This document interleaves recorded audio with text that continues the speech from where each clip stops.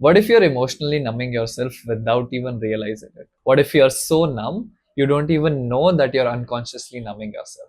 And that is exactly where I was. And in the past 4 years of almost exclusively working on my emotions and coaching people for more than 100 hours, I've realized that emotional numbness rears its head in three not so obvious signs.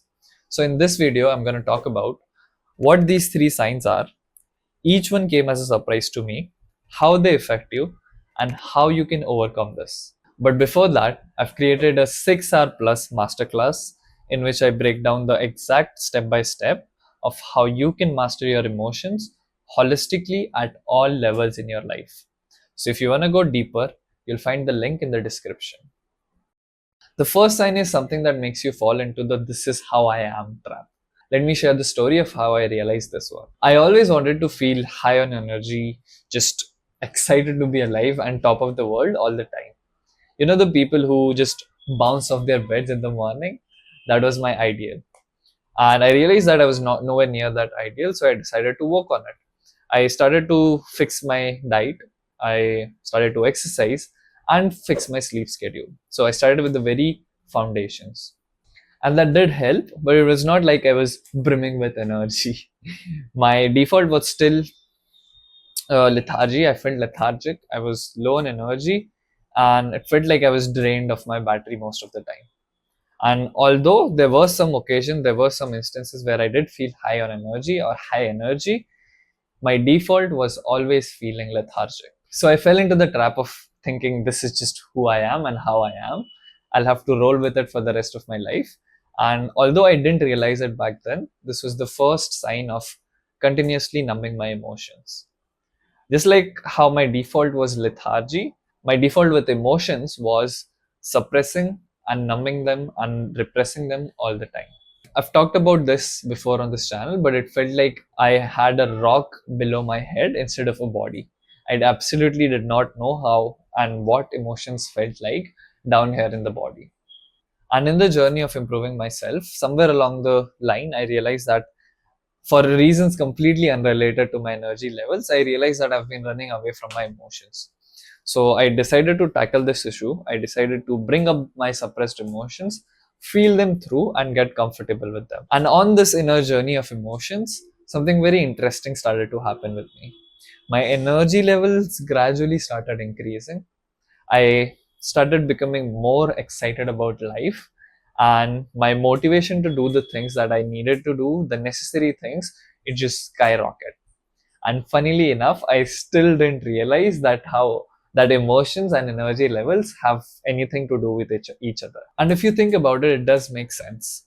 Think back to a time in your life, I'm sure you've experienced this, when you were in high spirits, you had almost endless energy, and maybe you received a call and you heard some bad news and your energy completely vanished, your heart just dropped and your gut just felt like it's sinking in, and you felt almost instantly you felt heavy. So one day I started meditating to process an emotion.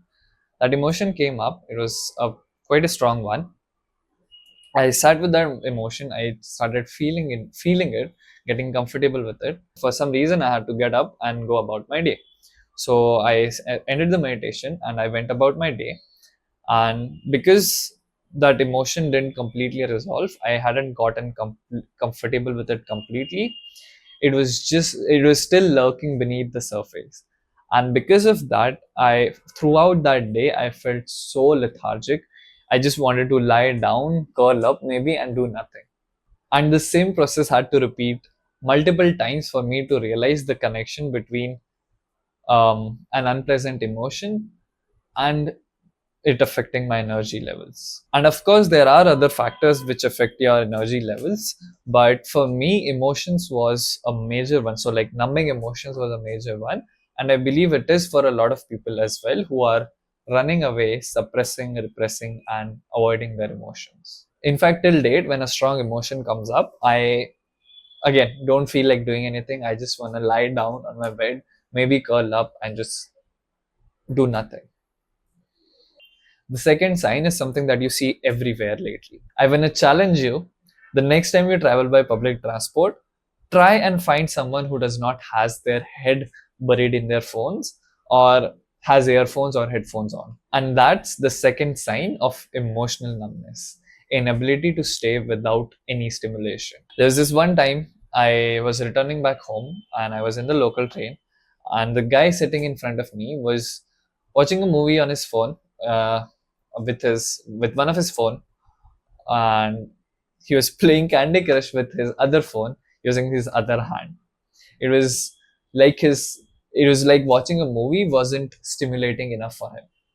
And content creators have realized this. They've started making split screen short videos, and I'm sure you know this, that brain rot content is everywhere, which is both disgusting and horrifying to me. So does that mean that everyone is numbing their emotions? Well, Dr. Gabor Mate, one of the top leading experts on trauma in the world, has a very interesting take on this in his book, The Myth of Normal. He says that there are two types of trauma. The first one is capital T trauma, which is hurtful or extraordinary events happening to you.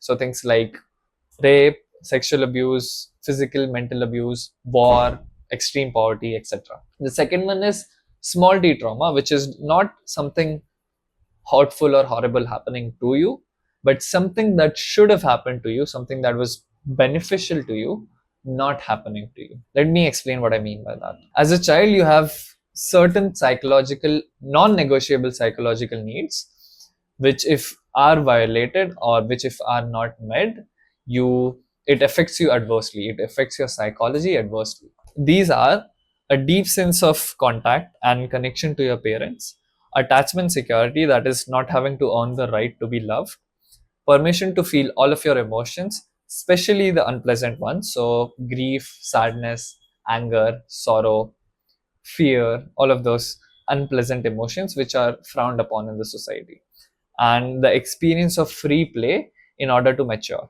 So if you ever felt alone, abandoned, or you were left alone as a child, or if you ever had to be a certain way or act in a certain way to be loved or to feel loved by your parents, so things like be more disciplined, be quieter, all of those things, or if you were told not to cry or not to be angry, and you were not allowed to freely play as a child, maybe you were shouted upon when you were just goofing around having a blast playing, then these non-negotiable psychological needs of yours were violated, they were not met, and you suffered from the small t trauma Dr. Gabor talks about.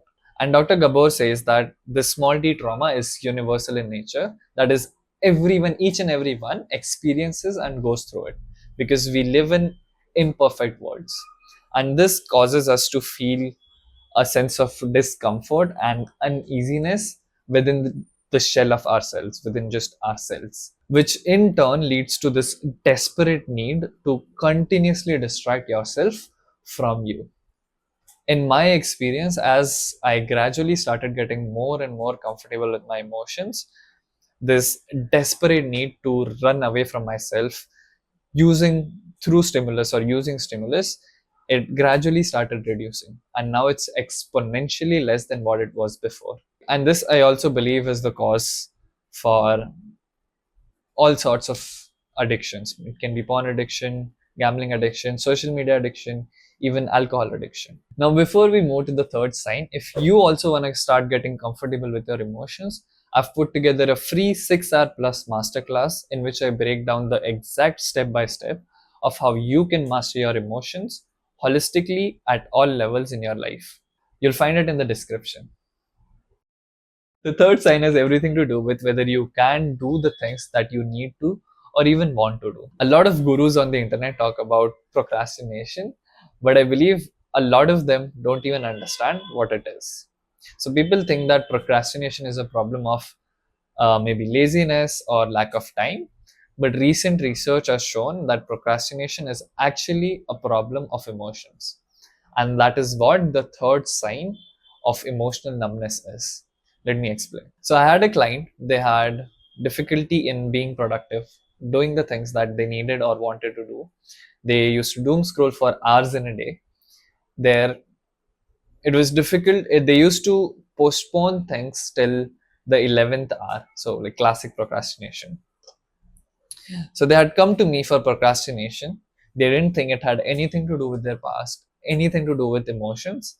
And 2 sessions down the line, we were discussing the absolute horror show that their childhood was. And once we got through with some of the strong suppressed emotions, their procrastination reduced, their productivity increased, their sleep schedule fell back into line, and even they could easily cut back down. And once we got through some strong suppressed emotions, their productivity increased, their scrolling decreased naturally, their sleep fell back into track, and their procrastination decreased. So, the way procrastination works is by avoiding a task, we are actually avoiding a potential feeling, a potential emotion that we don't want to feel in the future. And some of the common ones are fear of judgment, fear of failure, self doubt, anxiety, frustration, all of those unpleasant emotions. So, let's take an example of preparing for an exam.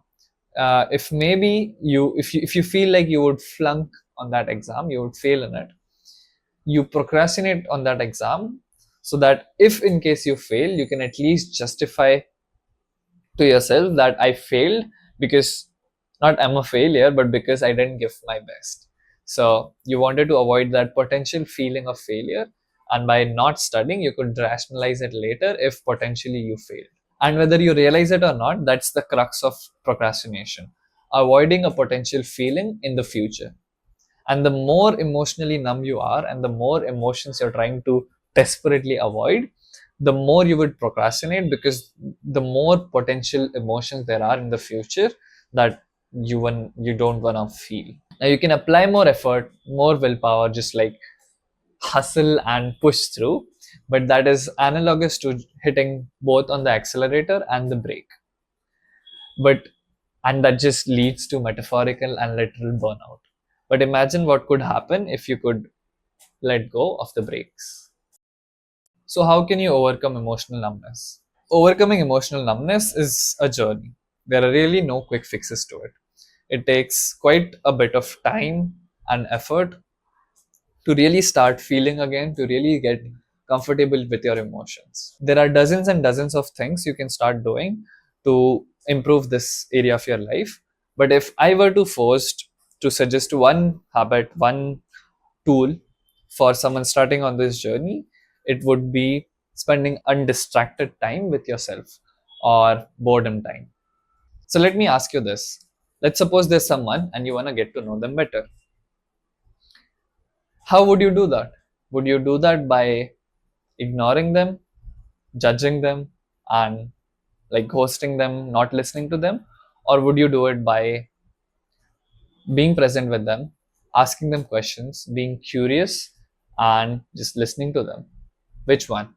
I'm guessing your answer is the latter one, and that is also the case. It's the same with yourself and with your emotions and your thoughts. The more you want to understand them, the more you want to increase that sense of understanding with your emotions, the more time you'll have to devote uh, to them and like spend with them. How much time?